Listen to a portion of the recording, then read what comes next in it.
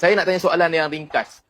Mutakhir ni, sejak 20 tahun kebelakangan ini, sepanjang kita berubah Perdana Menteri beberapa kali, Perdana Menteri keempat Tun Dr. Mahathir Mohamad, kelima Datuk Seri Najib, keenam Tun Abdullah, ketujuh Tun Dr. Mahathir, ke-8 Tan Sri Muhyiddin Yassin, ke-9 kita tak tahu, dan bakal Perdana Menteri ke-5, 6, 7, 8, 9 Datuk Seri Anwar Ibrahim. So soalan saya, di antara kesemua Perdana Menteri ini, siapakah Perdana Menteri yang telah paling banyak menyumbang ke arah imej Islam yang baik, memartabatkan kedudukan Islam, institusi Islam dan agama Islam? Siapakah? Bagi saya nama antara mereka semua.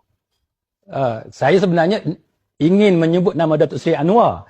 Tetapi sebab Ustaz Salman kata Perdana Menteri, jadi saya tak boleh sebut Datuk Seri Anwar, walaupun apabila soalan itu tentang institusi dan sebagainya, dalam yang tergambar dalam kepala saya adalah Datuk Seri Anwar. Apabila masuknya ataupun Datuk Seri Anwar bersama-sama dengan UMNO pada waktu itu, maka kita boleh melihat banyak perkara-perkara yang berkaitan dengan penubuhan institusi-institusi Islam. Kita lihat bagaimana pada waktu itu diperkenalkan SPTF, kan, skim perbankan tanpa faedah, dan tak digunakan pada waktu itu sistem perbankan Islam, tapi diperkenalkan sistem perbankan tanpa faedah. Suatu istilah yang kita boleh lihat bagaimana kerajaan pada peringkat awal begitu berlembut untuk mengelak stigma ataupun apa-apa masalah yang mungkin diramalkan boleh berlaku jika menggunakan istilah seperti Islam atau syariah dan sebagainya. Maka pada waktu itu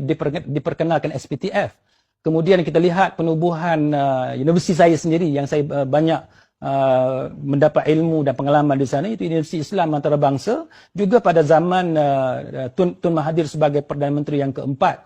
Kerana pada waktu itu Datuk Seri Anwar bersama-sama dengan Tun Mahathir dan juga pada waktu itu ABIM banyak memberi support, sokongan kepada Datuk Seri Anwar, walaupun pada waktu itu berlaku pertembungan yang kuat di antara PAS dengan ABIM. Tetapi saya perlu mengakui bahawa jikalau soalan itu berkaitan dengan institusi, maka ya, itu jawapannya bahawa kita dapati banyak diperkenalkan pada zaman Tun Mahathir sebagai Perdana Menteri yang keempat.